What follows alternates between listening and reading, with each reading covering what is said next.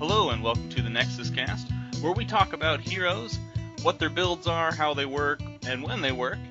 Today we're going to be talking about Abathur with Chris McCloskey. And Chris, how are you doing today? I'm good. Excellent. I really appreciate you coming out to join us today. I'm excited because Abathur is kind of a really strange hero, and I don't think everybody really knows how he works, so I was hoping to kind of tap the mind of somebody who's a pro Abathur player. Yeah, so pro. and it's exciting because he is a hero I think it'd be really cool to see more people testing out, but because he is kind of so strange, I think a lot of people are kind of nervous to jump in and figure out what's going on. So part of that, and what we'll touch on first, is just an understanding of what his abilities are. I think he's a lot of fun, but I think the main issue stems from people just don't understand what his abilities even really are in the game. So we'll pull up his abilities here, and the main thing I think people need to understand is Abathur is a global hero. He is the kind of person who's playing all across the map all at the same time. And the way he does that is going to be through his lane pushing abilities. His talent, which Chris knows, is Locust Strain. Or his trait is Locust Strain. This is going to spawn a Locust to attack down the nearest lane every 15 seconds. So it's constantly just adding extra pressure to the minion waves, which 15 seconds is the same cooldown basically as the minion waves. Every 15 seconds a new minion wave comes. This Locust is going to last for about 25 seconds, and it deals roughly, or it has roughly 288 health and deals about 34 damage, which then scales per level. So they just kind of are passively pushing down a lane. Rather than being able to mount, Abathur, who is a slug, is actually able to tunnel to any visible location on the map. So that's his Z ability, and it does have a 30-second cooldown. And then his Q ability is going to be Symbiote, which you may have seen before. It's kind of this weird squid beholder-looking thing that floats above people's heads. What that does is it basically sits atop another hero and assists them during combat. It can also be on minions as well as other structures. Now, Symbiote has its own abilities, but I'm going to jump to that kind of after we've looked through his other two basic abilities. So his next thing is W, Toxic Nest, and that's going to spawn what essentially is a little mine that becomes active after a short delay, and that if somebody walks over it, once it becomes active, it stealths, and then if somebody, an enemy minion, an enemy hero, walks over it, it deals starting at 153 damage, which then scales per level. It also reveals the enemy for 4 seconds. So this is really cool to place throughout the map, especially with heroes like Nova, Zeratul, Valeera that are stealthed. It can really kind of screw up rotations. It reveals enemies as they're trying to make moves around the map. Really kind of a neat, powerful ability, and it stores up to, I think, 3 charges at a time. Is that right, Chris? Yeah, but you can talent into more. Ooh. So there you go. So you can even build up extra there. And then his E ability is not listed here. I'm sorry. It's non-existent. Until you hat somebody. Oh, right. I was going to say, wait a second, I don't have anything written down here. So we'll jump to his then symbiote abilities, which Chris did refer to as hatting, and you'll see that a lot because it is kind of just sitting on top of their head there. It looks like a hat. So the hat itself has 3 abilities that you'll be able to use itself. The Q becomes Stab, which is a skill shot spike that shoots at an enemy, and it deals 119 damage, scales per level. But it doesn't pierce enemies. It hits one enemy. Whoever it hits first is the one who takes the damage, and it doesn't continue. Then there's Spike Burst, which is a kind of an area of effect, shoots out little mini spikes, and it deals 116 damage scaling per level to all nearby enemies. And then the last one is E, and it's a Carapace. It shields whoever's being hatted for 157 for 8 seconds. and that would then, of course, also scale per level. Quick look at his two ultimate abilities, his heroics at level 10. The first one's going to be Ultimate Evolution. This actually allows Abathur to clone and control an allied hero, so you can get a second version of another hero on the battlefield.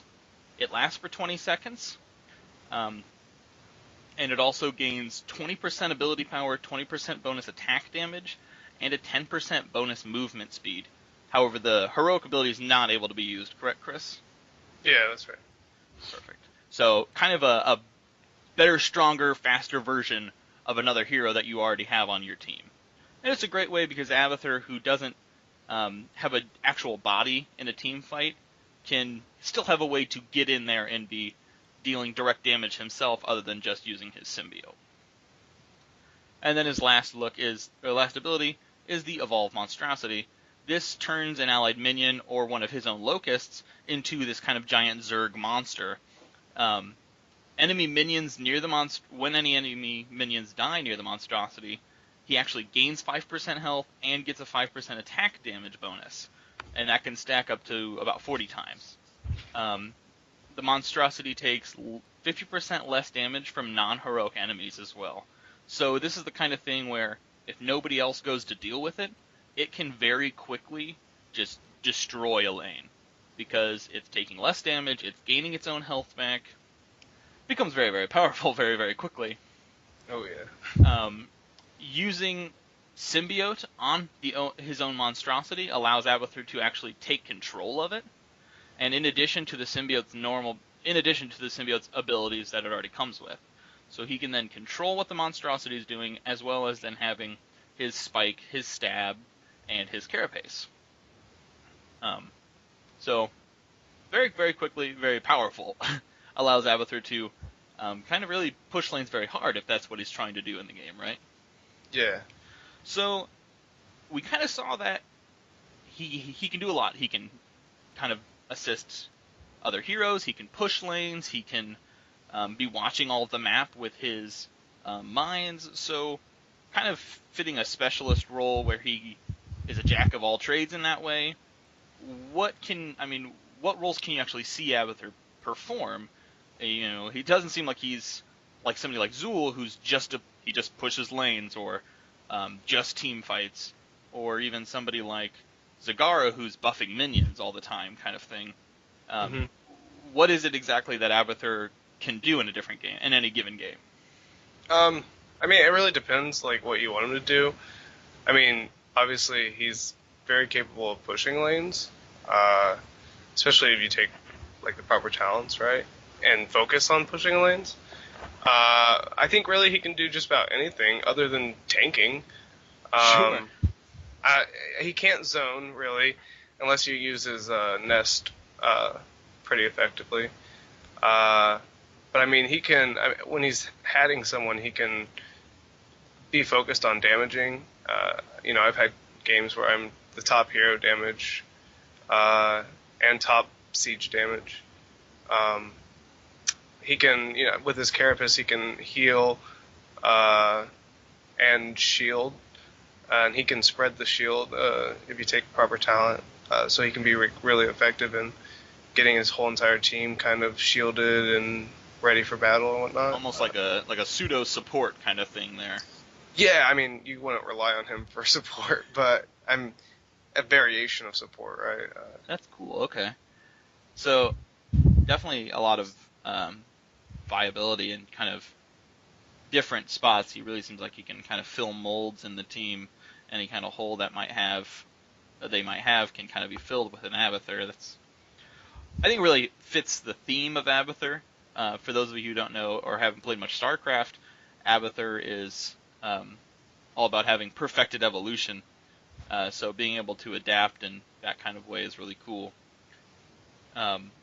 So with him being able to fit into a lot of different, fill a lot of different roles, what kind of team composition do you think he would work best in?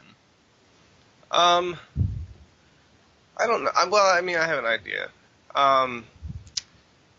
He's really good working with, like, a Muradin or like an Illidan or anybody who's like melee and can like get into team fights, but also kind of take care of themselves. Yeah, get in and also just be able to leave. Yeah, definitely. I mean, he's really good, especially on melee, because you can just be in the middle of everything, and with your, with your spikes, you can be doing lots of AOE. With your stab, you can be doing some intense kind of, single target damage.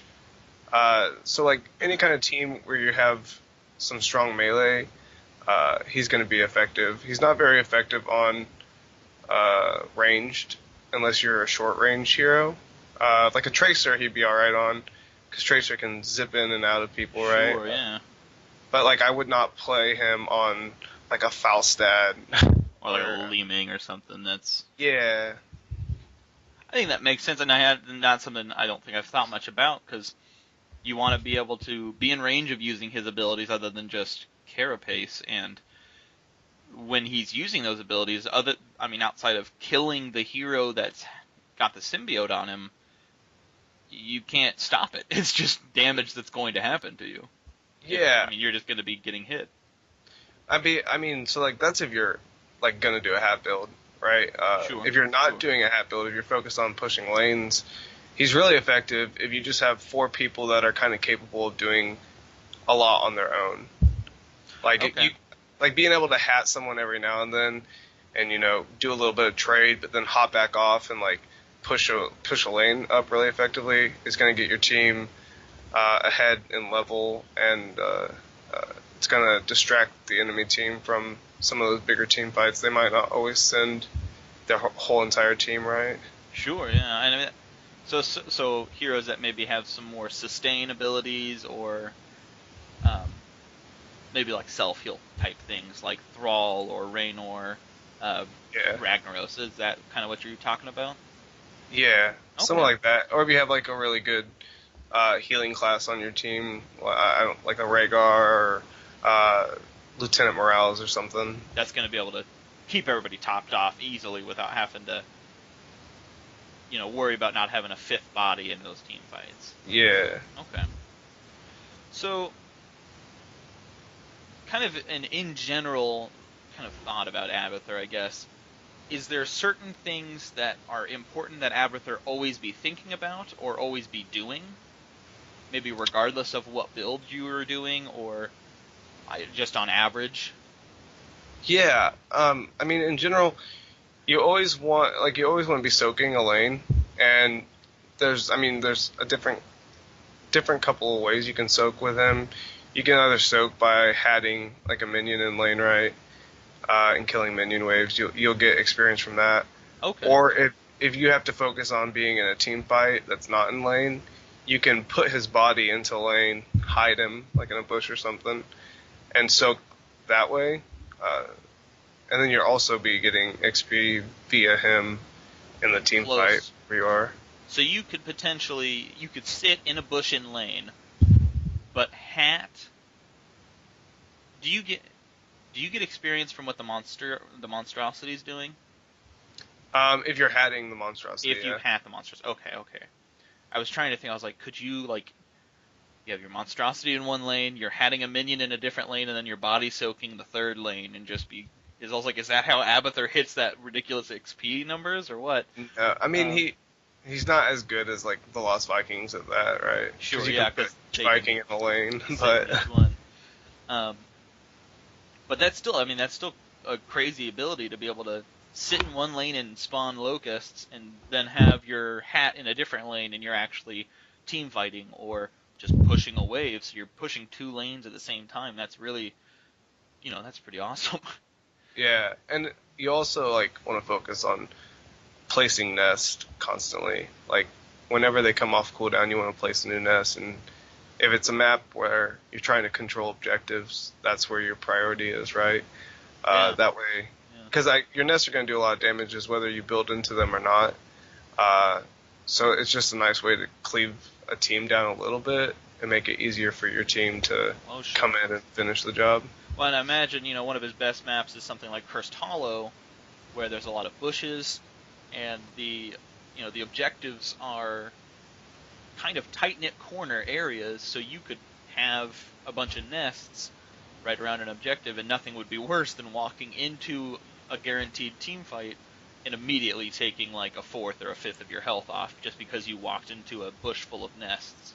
Yeah, and then like also if you have them placed far enough out, you know that like the enemy team is coming, so you can effectively set up any kind of zoning that you need to or whatever. So people can start prepping because it does reveal them for 4 seconds even after they hit it. So that's, yeah, that's really powerful. And I think that's something maybe especially at lower tiers people don't appreciate about a hero like Abathur is the effective information and kind of global presence that he gives people, a team. Yeah. Kind of hard to take advantage of that, I think, at lower tiers, but it's, I think, mostly because they just don't realize what's going on, and I think that's exactly why we do these kind of things. So yeah, and go ahead. Just to add, like something like Towers of Doom, right, where you have like say the top 2 towers that you have to try to control, the one that's closer to your base, you could set up nests there, like one nest, and it will reveal that area for you. So while your team's fighting at the tower that's closer to enemy base, you can just tunnel in, grab that tower, and be out of there. Just steal it. Yeah. Oh my gosh. Which is nice, especially if no one else. Like, if you have the whole team fight at a different tower, you just can like ninja in and out real fast and help with objectives. The objectives like that, they show visibility for that short area, so you can just tunnel straight to it. That's awesome. Yeah. Wow. I have seen that before. It's sweet. And it always surprises me just to see our slug come out of nowhere and steal it while we're busy trying to mess around and team fight. So if you were going to jump into just a general quick match, is there a build that you go in wanting to do, or just kind of on average you do a certain build? Oh gosh. I don't know. It depends. Like if I get into a QM and I see that I have like a bunch of melee heavy teammates, I would definitely go for a hat build, right? Okay, sure. But like if I don't have melee heavy team, if I don't have a lot of damage on the team, I'm gonna try to focus pushing lanes and kind of zoning off areas. That way my team can try to effectively fight. Sure, right. That makes sense. And I think that makes a lot of sense. As far as we build, we're gonna go through his talents here kind of quickly, just do the overview, the tooltip for each of the talents. And I think it sounds like maybe the hat build is the best one to kind of talk about then, just because it comes up a lot. And maybe you can tell us if I don't know if it might just be as simple as take all the symbiote options you can, but starting at level 1 here, he does have pressurized glands, and that increases the range of symbiote spikes burst by 25% and decreases the cooldown by 1. And just as reference, that cooldown is normally a 6-second cooldown. Survival instincts increases the locust's health by 50% and its duration by 40%. Regenerative microbes symbiote's carapace heals the target for 68 health as well as shielding over 4 seconds. Per second, over 4 seconds, I'm sorry. And then Envenom Nest. The toxic nests deal 75% more damage over 3 seconds. So at level 1 here, I do see that we have 2 different talents that affect his hat, the symbiote. Are one of those what you're looking at, or is it actually one of the other 2? For the symbiote build, you'd probably go with pressurized glands. Okay. Just because if you're focusing on hatting, you're going to focus on trying to do as much damage as you can to the enemy team. Sure. Like there might be situations where maybe you don't have a healer, so you might take regenerative microbes. But I like very seldom. That's the least taken talent probably in that tier. Okay. Might have a spot, but really it's not as powerful. It is a large amount of health at all. You know, it's a nice bonus, I guess, but compared to what else we're looking at, I can see why it might not get picked that often. Yeah. Level 4, he gets Prolific Dispersal, reduces the cooldown of Toxic Nest by 2 seconds and adds 2 additional charges. Normally the cooldown is 10 seconds per charge, and he does have 3 charges normally. This is also for Toxic Nest. It's Ballista Spores. Increases Toxic Nest's range to global, and increases duration by 25%. Sustained Carapace increases the shield amount of Symbiote's Carapace by 40% and allows it to persist after the symbiote ends. And then Adrenal Overload. Symbiote host gains 25% increased attack speed. So, based on those 4, is there a specific one you do prefer normally? Since we're focusing on melee, usually I'd go for Adrenal Overload. Okay. To get that attack speed increase. It's probably the strongest as far as the symbiote build goes. But the Sustained Carapace has a place, especially if you're diving in, like if you're hatting someone just to shield them, and then diving back out to like push a lane a little bit. Because the shield, if you normally did that, would come off when the symbiote ended. And this allows it to keep going. Cool. Okay. It's stronger and it keeps the shield. Yeah. So, but the attack speed is probably more beneficial overall. Perfect. We'll take that then and move on to level 7. Needle Spine increases the damage and range of symbiote stab by 20%. Vile Nest. Toxic Nest slows enemy movement speed by 40% and for 2.5 seconds. Networked Carapace. Using Symbiote's Carapace also applies an untalented Carapace shield to all nearby ally heroes, minions, and mercenaries. And then the Call Down Mule ability, which is a generic talent. Activate to call down a mule that repairs structures one at a time, near target point for 40 seconds, and it heals for 100 health every 1 second. It also, if you do it on towers, grants ammo every 3 seconds. So, generic talent, you'll see that on a few different heroes. Yeah. This row, probably Needle Spine. Okay, the increase on the range of the stab, sure. Yeah, damage and range, so that's pretty powerful, especially if you have, like, say you're going against someone like a Greymane who can zip out of there or something, you can try to get him a few more times before he actually gets away. Yeah, that kind of extra potential kill there, that's really nice, and yeah. I can see why you'd take that, absolutely. Yeah, Networked Carapace is another good talent. I wouldn't take it on a symbiote build, just because you're focusing mostly on being in the team and doing damage. But if you, like I said earlier, if you're struggling with healing or something, it's nice because if you're in the middle of your entire team, everyone's going to get a shield. Sure. That will, help combat some of the damage. For a hat build, I don't think you'd take Call Down Mule or Vile Nest ever. Perfect. So. Well, take a look at then his heroic abilities here. Ultimate Evolution, again, clone target hero, controlling it for 20 seconds, and it does get boosts to its power, its attack damage, and movement speed. The other option then was the Monstrosity, which turns an allied minion, locust, or allied minion or locust into one of the giant monstrosities. That gains more and more health as it kills things, and it's just generally very powerful. Which of these do you generally take in a hat build, then? In the hat build, I think we're going to take the clone, so Ultimate Evolution. It's really beneficial, especially if you have like a Diablo on your team, right? Mm-hmm. You can clone the Diablo, and then you got 2 people that can chuck ranged people back into the middle of fights, and there's a lot of kill potential there. I imagine.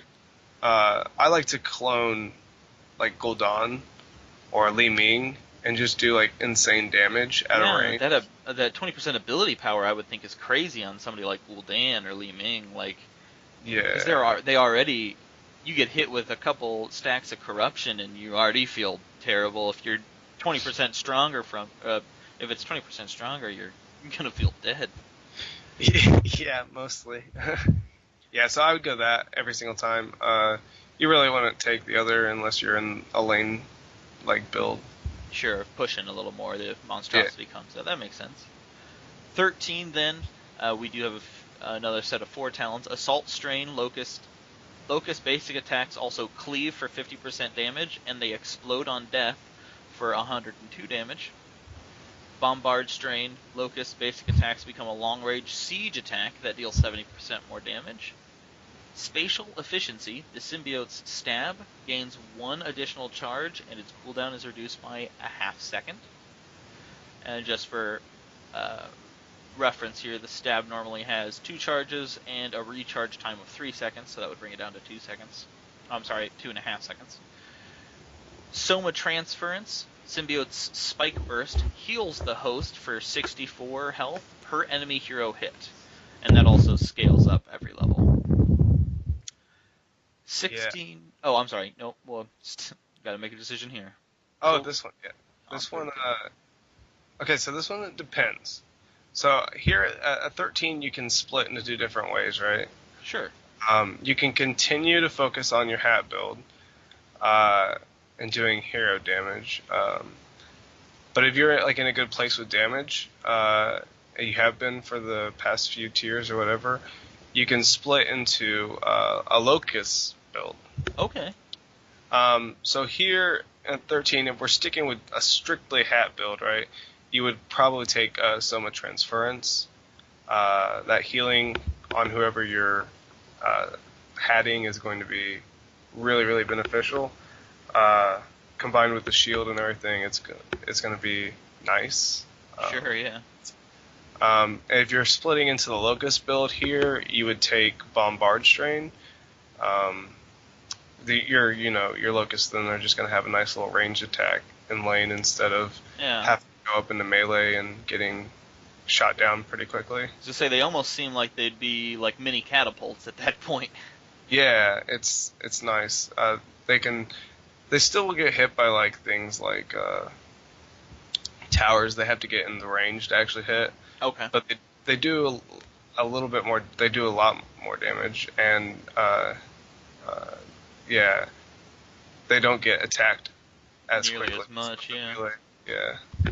Okay. Well, I'll set us down for Soma Transference, but I think that's cool that this is the kind of part of Abathur's whole shtick is that he's very pliable, and I think it's cool that there's going to be talent tiers where you're really having to make decisions. Yeah. At 16, we do have Envenom Spikes. Abathur's Symbiote Spike Burst also slows enemy movement speed by 40% for 2 seconds. Adrenaline Boost. Symbiote's Carapace increases the movement speed of the target by 40% for 3.5 seconds. Locust Brood is an activated ability with a cooldown of 45 seconds. You can activate it to spawn 3 locusts at a nearby location. And then Volatile Mutation. Ultimate Evolution clones and monstrosities deal 137 damage to nearby enemies every 3 seconds and when they die. So kind of a general just area of effect damage, and then when they die, it also happens. That's kind of neat. What are you looking at this tier here, Chris? So we still have the option to go into Locust here, but we're staying hat. We'd probably go in Venom Spine, just because the slow that you get to enemies is going to be applicable to more than one enemy potentially. So if you're chasing, or if you have the potential to chase multiple people who are running in different directions, you and the person you're with can go in one direction, the other people on your team can potentially get another kill somewhere else. So that's nice. Plus, I think that with the cooldown reduction given by talent in Tier 1, you have that slow up more often than what you would have the movement speed of the adrenaline boost. So yeah, we'd go in Venom Spikes there. And now if we were going to go with the Locust build, is it the Locust Brood that you're taking? Yeah, Locust Brood. It just adds, adds more pressure in the lane, because you can spawn at one time, right? You can have 4 Locusts in the lane doing ranged increased damage. That's significant. Yeah. Which is it's kind of huge. You can quickly push a lane that way, especially if you're hatting any kind of minions in the lane or anything. Keeping them alive, yeah. Well, then we'll hit Storm Talents at level 20. Evolutionary Link. As long as the ultimate evolution is alive, the original target of the clone gains a shield equal to 25% of their maximum health. This refreshes every 5 seconds. Now the clone does stay alive for 20 seconds, so basically 4 times throughout the timeline of the ultimate evolution, you could be getting a 25% shield. So that seems cool. Evolution complete. Monstrosity gains the ability to deep tunnel to any visible location once every 25 seconds.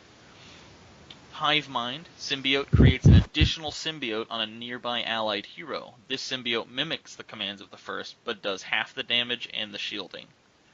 And then Locust Nest. Activate to create a nest that periodically spawns locusts. Only one locust nest can be active at any one time, and this has, because it's activated ability, a cooldown of 45 seconds. So, what do you like to take here at level 20? For hat build, it depends, I think. I think generally you'd go Hive Mind. That extra symbiote on something means that you get 2 spikes, 2 stabs, 2 carapaces, right? So, like, you could be on top of 2 heroes in a fight compared to 1, which is a lot more damage, a lot more potential shielding. It's nice compared to maybe taking the souped up version of Ultimate Evolution, which gives the shield.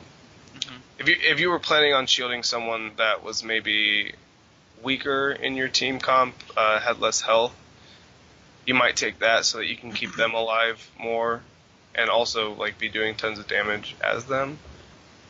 Sure. But yeah. I think Hive Mind is probably the best there. Okay. And then just for people who might be interested in kind of doing that split Locust build, then are you taking Locust Nest, or is it still going to be Hive Mind or Evolutionary Link?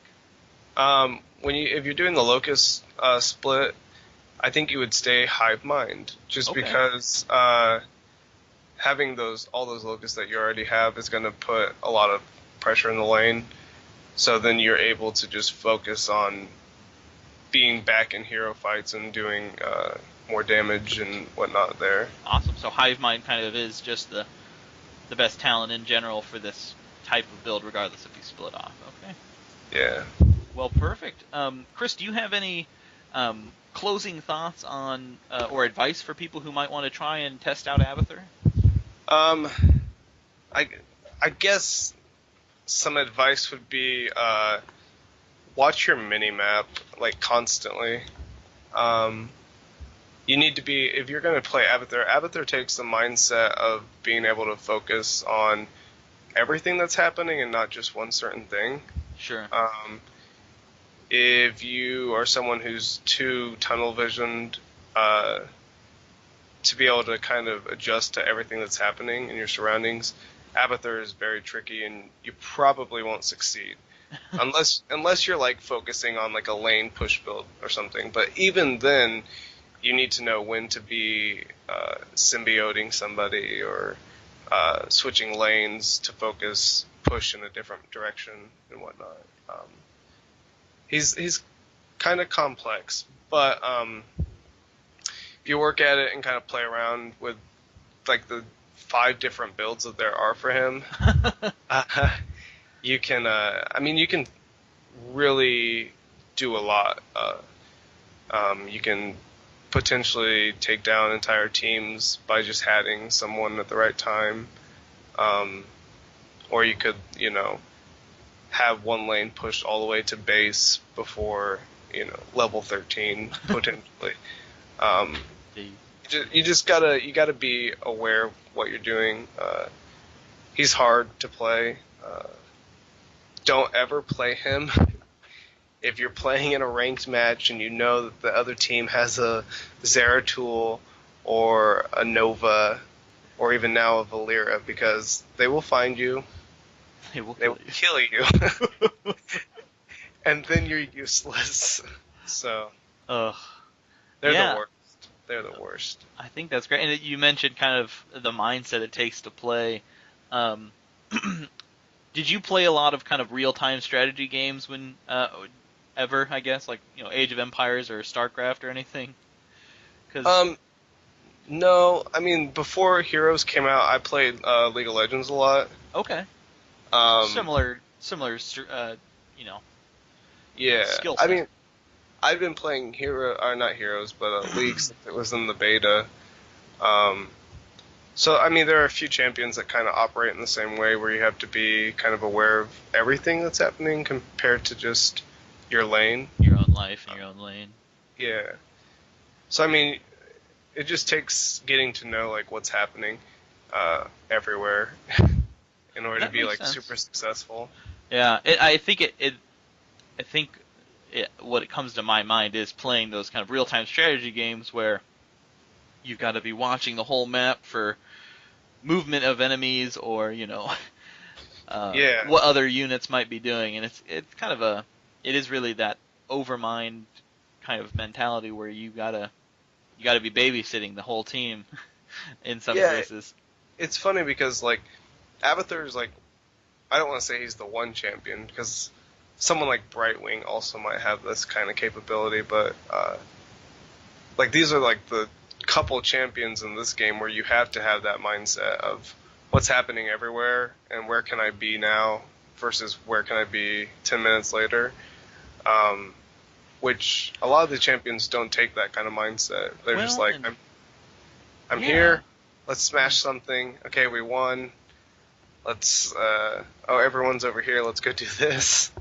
You yeah, know? and I honestly think playing Abathur and kind of getting that mentality would be good because I think a lot of heroes, while it may not be required to play somebody like, Raynor, you may not need that kind of global mindset to be playing him. Being able to, being in the mindset of looking at your minimap and seeing where the enemies are, where your teammates are, and maybe reacting or making decisions based on that would make you a better player. I think Yeah, a lot of the definitely. times, because like you said, you can just sit in a lane and shoot minions as Raynor. But if you, because of that, you're not watching that the whole five enemies are rotating to gank you in lane now, you're going to be you're going to be looking pretty bad on the stats list compared to somebody who has that global mindset and is saying, okay, I need to be pulling out now. Maybe I can. This might be a good time to go take a camp because I know enemies are rotating or enemies are going to the bottom lane and I'm in top or something like that. Yeah. But definitely a skill set that is going to make you a better player if you can really get a hang of it. Yeah, and it's also, I mean, playing Abathur also like in that competitive like setting also gets you a feel for like what type of maps require like what type of champions, right? Sure, that makes Uh, sense. like you wouldn't use Abathur on like Tomb of the Spider Queen because you have to collect, Sure. these things and turn them in, and you can't really do that with Abathur because if he holds anything, he's susceptible to being like completely destroyed at any moment, right? Yeah.